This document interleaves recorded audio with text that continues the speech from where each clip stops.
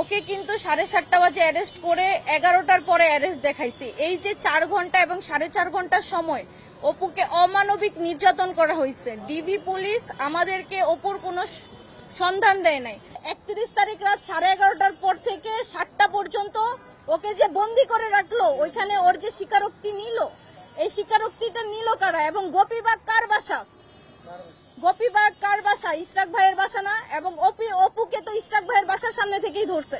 অপুকে উনি হয়তোবা আইনি সহায়তা দেওয়ার কথা বলছিল, যে তুমি আমাকে শুধু একটা নাম বলবা, তোমার নাম একটা নাম বলবা, যে কোনো উপদেষ্টার একটা নাম বলবা, হয়তোবা আসিফ নয়তো নাহিদ, কারো একটা নাম বলবা যে এরা তোমাদেরকে দিয়ে চাঁদাবাজি করায়, তাইলেই হবে। তোমার যত রকমের হেল্প লাগে আমরা তোমাকে করবো।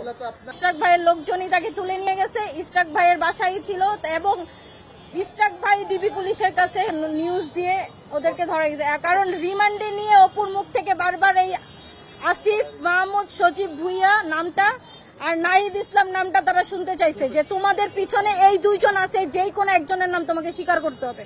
সে কিন্তু 164-এ কোথাও এই দুইজন উপদেষ্টার কারো নাম সে বলে না।